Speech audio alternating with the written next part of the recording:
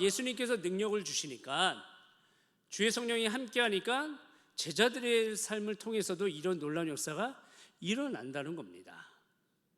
이 말씀을 오늘 우리에게 적용해 본다면, 우리는 너무나 부족하고 연약하지만 우리 주님께서 함께 하시면, 오직 성령이 너에게 임하시면 너희가 권능을 받고 우리에게도 그런 능력이 임하게 될 줄로 믿습니다. 우리는 그래요. 이 성경에 나와 있는 초대교회에 있었던 이런 기적의 사건들, 치유의 사건들은 이제는 일어나지 않는다, 이제는 그냥 말씀의 시대다, 그렇게 생각하는 사람들도 있어요. 그렇지만 저는 그렇게 생각하지 않습니다. 우리에게도 오늘 이 시간 하나님께서 우리와 함께 하시고 주의 성령이 우리에게 임하셔서 우리가 권능을 받는다면, 주님께서 우리에게 그런 은사를 허락해 주신다면 우리의 삶을 통해서도 그런 놀라운 치유 역사도 일어나게 될 줄로 믿습니다. 주님께서 하시면, 주님께서 우리에게 허락해 주시면 그런 은혜가 임하게 된다라는 겁니다. 그렇게 우리는 어떻게 해야 돼요? 우리는 늘 부족하지만 하나님 저와 함께 하셔서 저를 사용해 달라고 늘 기도하기를 원합니다. 그럴 때 우리 주님의 은혜가 임해서, 제가 청빙 설교 때도 말씀드렸어요. 카리스마, 하나님의 은혜가 여러분의 삶 가운데 임하여서 여러분의 삶 가운데 구체적으로 은사로 카리스마 구체적으로 나타나게 될 줄로 믿습니다. 이렇듯 제자들에게 이런 놀라운 역사가 일어났어요. 그것을 경험하고 이제 돌아왔으니, 쉽게 말해서 베이스 캠프로 돌아온 거죠. 그러니 저마다 제자들이 그런 무용담이라고 해야 될까요? 신앙의 무용담들을 다 꺼내는 거예요. 내가 그 집에 갔더니 이런 일이 있었다. 진짜? 나도 그랬어. 이러면서 서로가 자신들이 겪었던 이런 이야기들을 하는 거죠. 또 예수님께 그런 것들을 낱낱이 보고를 하고 있습니다.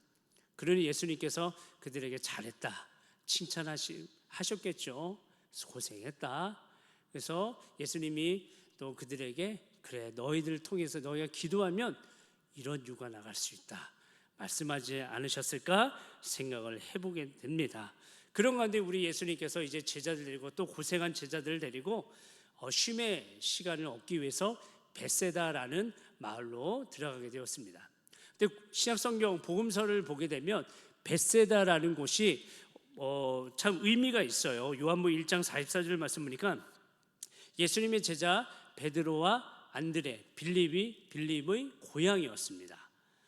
그리고 또 누가복음 9장 오늘 말씀 보니까 예수님께서 오병의 여의 기적을 행하신 곳이기도 하고요. 또 마가복음 8장을 보니까 벳세다에 있는 소경이 있었는데 예수님께서 그 소경의 눈을 뜨게 해주신 장소이기도 합니다. 참 너무나 지금 세 가지를 말씀드렸는데, 이 벳세다에서 이런 좀 걸출한 예수님의 제자들이 이제 나오게 되었고요. 또 예수님께서 기적을 행하신 이 외에도 예수님이 기적을 많이 행하신 것 같아요. 그런 아주 중요한 장소입니다.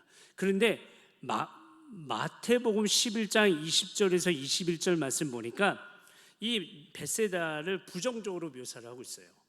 고라신이라는 마을과 함께 이 마을에서 예수님께서 참 많은 기적을 행하셨대요. 그런데 그 예수님의 많은 기적 행하심을 눈으로 보고도 회개하지 않아서, 쉽게 말해서 예수님을 보고 그 기적의 능력을 보고도 은혜 받지 못하고 예수님을 나의 구주로 영접하지 못한 거예요.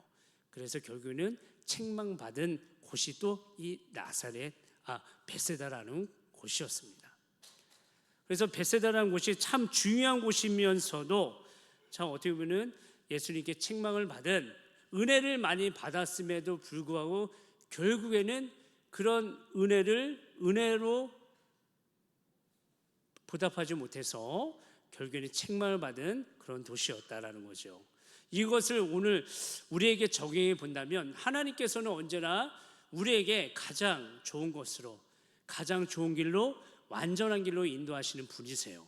우리가 생각할 때는 A라는 길이 가장 좋은 길이고 완전한 길이라고 생각하지만, 우리 하나님이 우리 인생을 볼 때 A보다는 B가 더 좋은 길이에요. 그게 더 완전한 길이에요. 하나님은 그럴 때 B로 인도하신다는 거죠. 우리 한 사람 한 사람 우리 인생은 왜 내 뜻대로 안 되지 하며 좌절하거나 원망할 필요가 없습니다. 하나님 보시기에 우리가 하나님을 향한 믿음을 굳건히 한다면 하나님은 언제나 우리에게 가장 좋은 길, 완전한 길로 인도하여 줄 줄로 믿습니다. 그 길로 인도하시는 하나님 앞에 늘 감사하면서 언제나 하나님 향한 굳건한 믿음으로 신앙 고백으로 나가는 저희 여러분 되시길 소망합니다. 그래서 베세다처럼 책망받는 그런 인생이 되지 않았으면 좋겠습니다. 이렇듯 우리 이런 의미를 가진 베세다라는 곳에 예수님께서 제자들과 함께 쉼의 시간을 가지러 갔는데 어디서 예수님의 소문을 많이 듣고 많은 인파들이 몰려왔어요. 오늘 말씀 보니까 장정만, 남성만 5,000명 되는 많은 인파가 몰려왔다라는 거죠.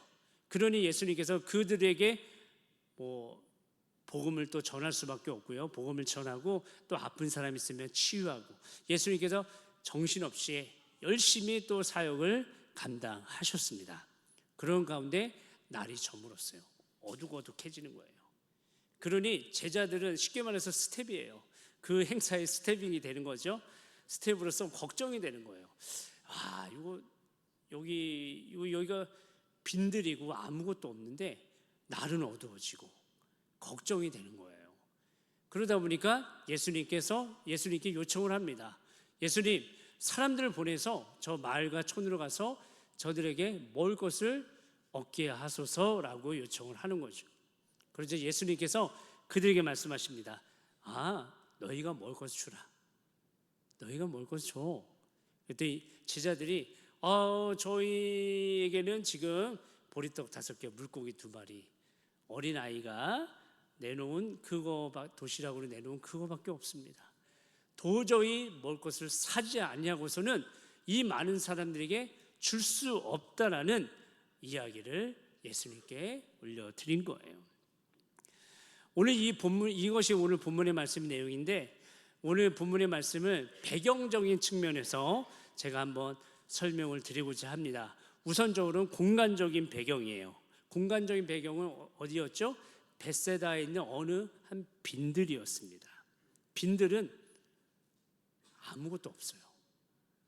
특히 이 빈들이라는 이 단어가 헬라어 언어로 보니까요, 이 광야라는 의미를 가진 단어와 장소라는 의미를 가진 단어가 합쳐져 있어요. 광야가 주는 사막, 어떻게 보면 광야를 사막으로도 생각하고 하는데 광야라는 단어가 주는 의미는 아무것도 없어요. 척박해요. 황무지예요. 그런 의미가 더 강하게 다가와요. 근데 이곳에 예수님과 예수님의 제자들과 또 누가 있어요?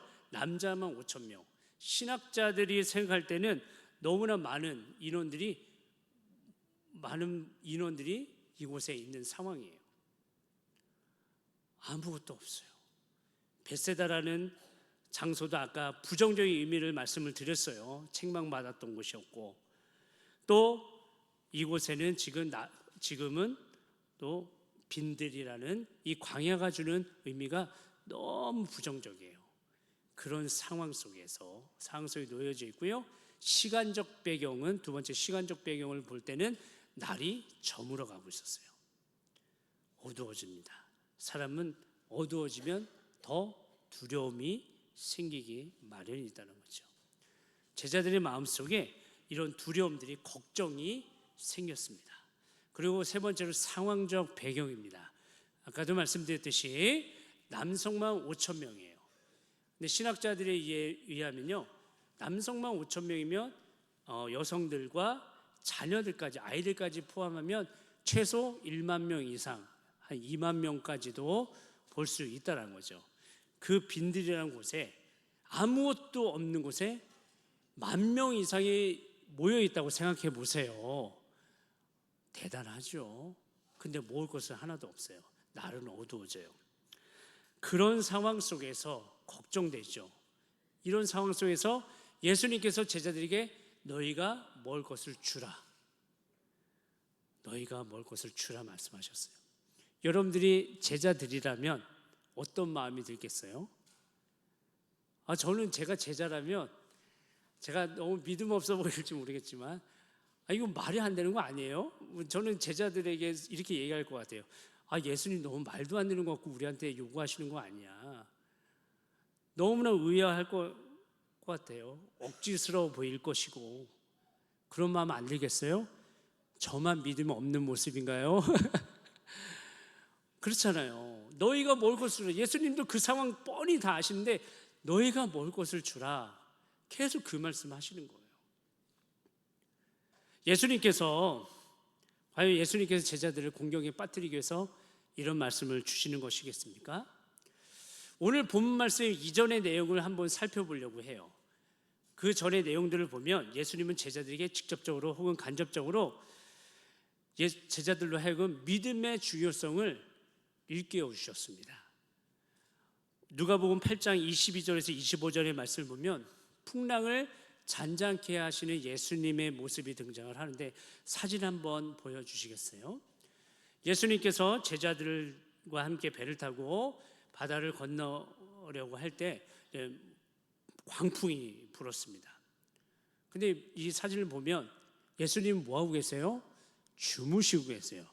난리 났는데 예수님은 주무시고 계세요. 제자들은 지금 난리 났어요. 지금 너무 두려워요. 솔직히 저라도 두려웠을 것 같아요. 광풍에 비해서 배는 또 너무 작아요. 이건 뭐 거의 구명조끼도 없죠. 그냥 생명의 위협이 느껴지니 두렵죠. 그러자 제자들이 두려운 나머지 예수님을 깨웁니다. 그리고 우리가 죽겠나이다. 주여 우리가 죽겠나이다라고 절규를 하고 있어요. 그러한 제자들을 향해서 예수님 뭐라고 말씀하십니까? 너희 믿음이 어디 있느냐? 너희 믿음이 어디 있느냐? 제자들 꾸짖으시면서 예수님께서 풍랑을 잔잔케 하셨어요. 그뿐만 아닙니다. 누가복음 8장 48절의 말씀 보니까 12의 혈루증을 앓던 여인이 등장을 해요. 12년 동안 혈루증을 앓았다. 혈루증은 피가 멈추지 않는 거예요. 그것도 12년 동안. 12년이라는 연수가를 볼 때 어떤 느낌이 들어요? 고침을 못 받는 거예요. 많은 의사들을 찾아가 봤지만 치유가 없어요. 12년 동안 너무 고통스러웠어요. 그리고 A의 말씀 보니까 이런 유출병이 있는 사람들은 부정하다고 판정이 되었어요. 그러면 어떻게 됩니까? 사람들로부터 격리가 돼요. 함께 어울릴 수가 없어요. 정신적인 소외를 당할 수밖에 없어요. 근데 이 혈루증 앓던 여인이 예수님이 지나간다는 소리를 들었어요. 근데 예수님에 대해서 사람들이 말하기를 예수님이 많은 능력을 또한 기적을 행하신다는 거예요.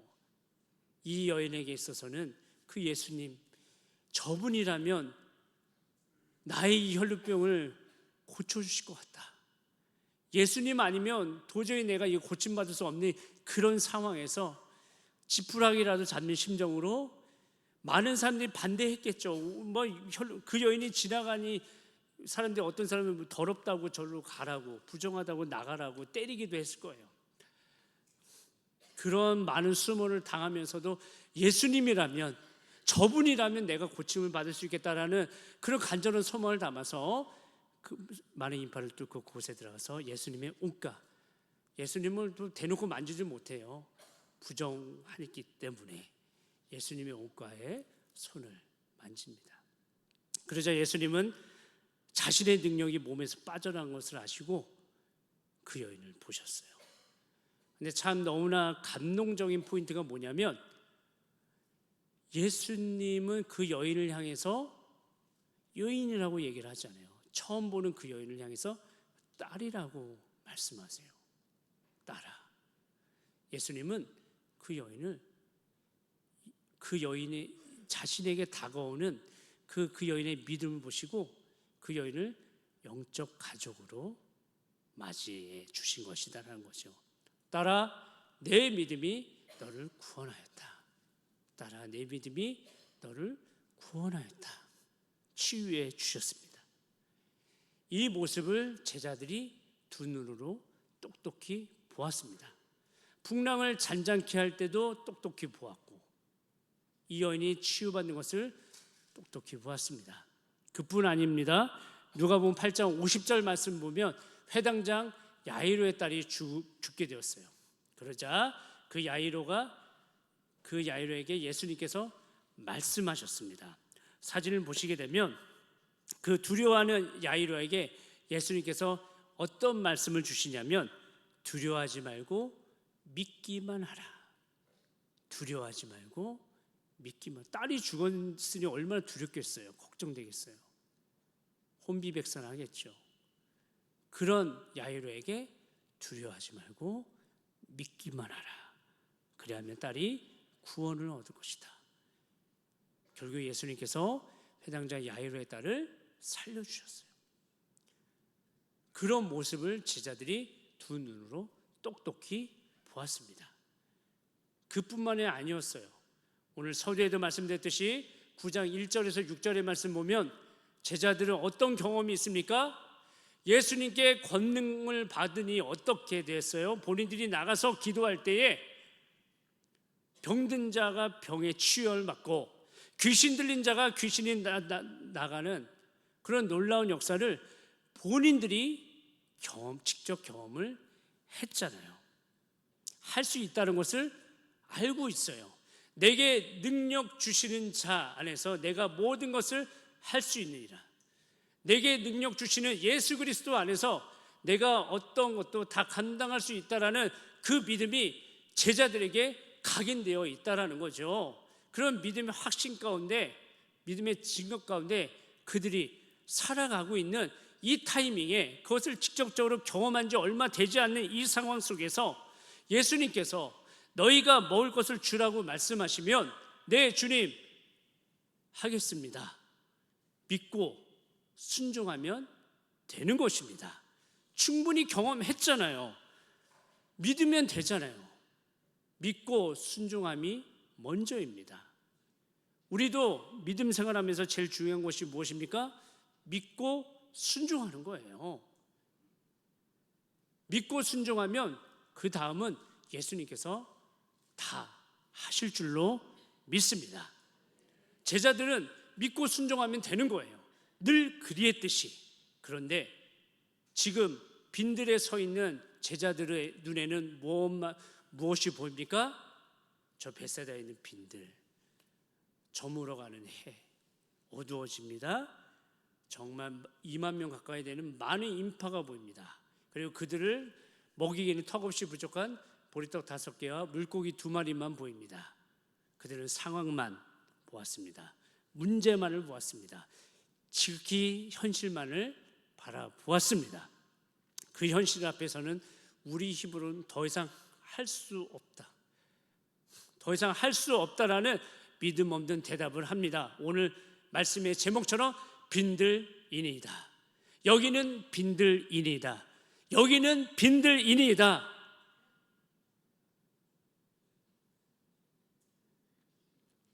그들이 정작 바라봐야 될 것은 무엇입니까? 빈들입니까?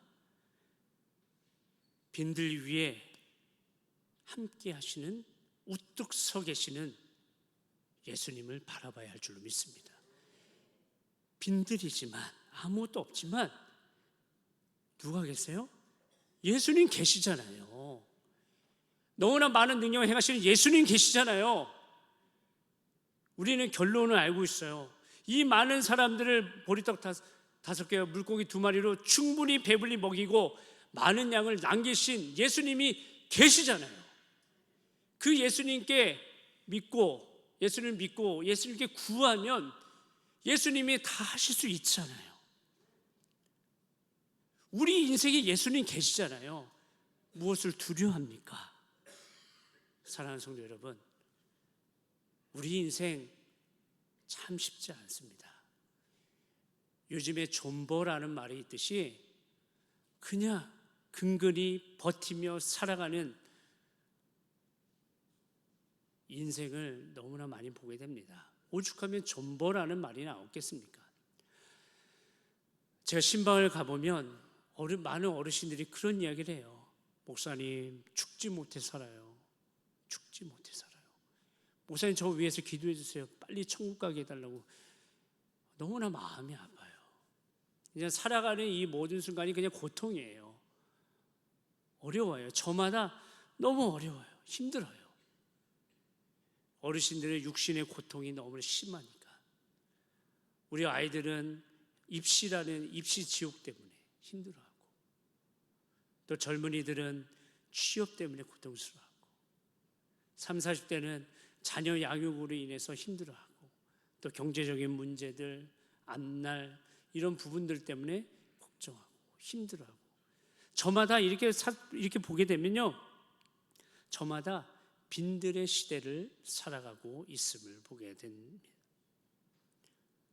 우리의 삶이 빈들일지라도, 그 빈들이기 때문에 우리가 낙심과 좌절과 절망 가운데 살아갈 때가 참으로 많이 있다는 겁니다.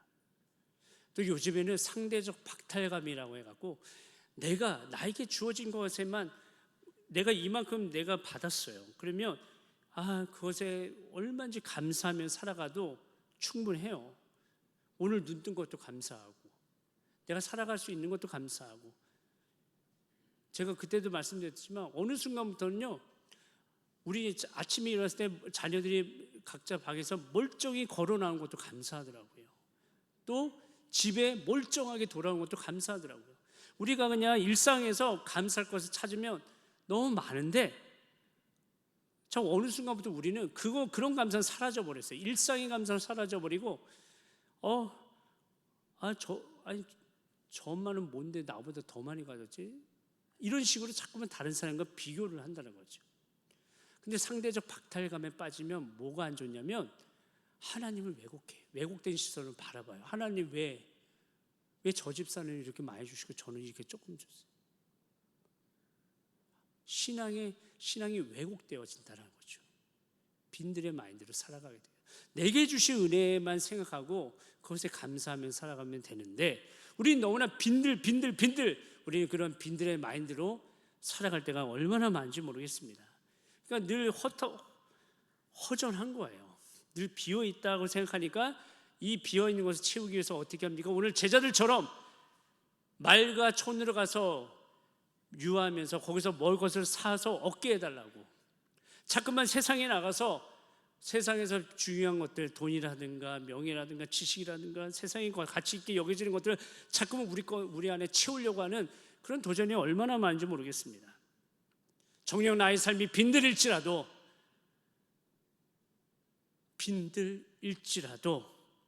그 예수님이 함께 하시면, 빈들 위에 우뚝 서 계시는 예수님이 나와 함께 하신다면, 그 빈들의 자리가 결국에는 모든 것을 가득 채우고 남게 되는 놀라운 축복의 자리로 변하게 될 줄로 믿습니다.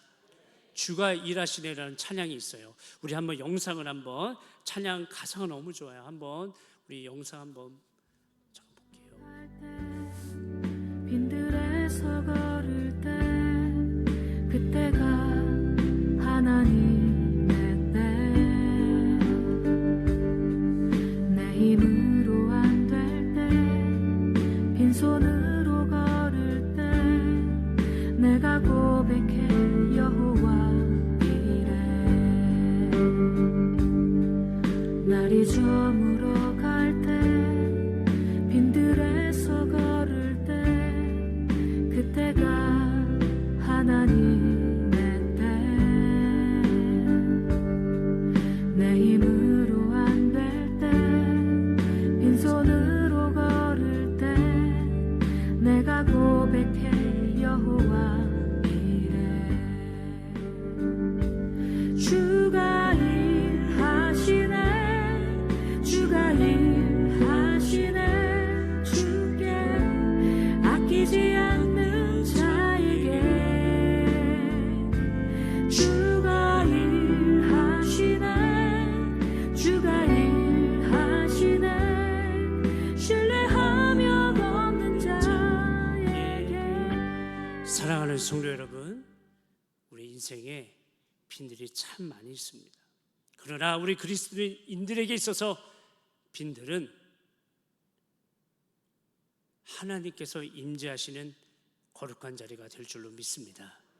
빈들에서 걸을 때, 내 힘으로는 안 될 때, 그때가 진정 하나님의 때인 줄로 믿습니다. 더 이상 나는 빈들인이다의 마음으로 살아가지 마시고 빈들 위에 우뚝 서 계시는 우리 주님을 바라보기를 소망합니다. 그럴 때 우리의 삶, 빈들과 같은 우리의 삶 가운데 우리 주님께서 함께하여 주셔서 우리의 삶을 모든 것을 가득 채우고도 남을 축복의 자리로 변화시켜 줄 줄로 믿습니다. 빈들 위에 계시는 예수님을 믿음의 눈으로 바라보시길 소망합니다.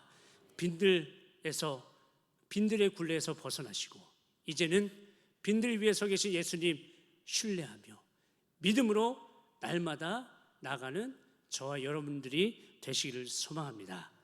빈들 위에 함께 하시는, 빈들 위에 우뚝 서 계시는 우리 주님이 여러분들과 함께 하십니다. 기도하겠습니다.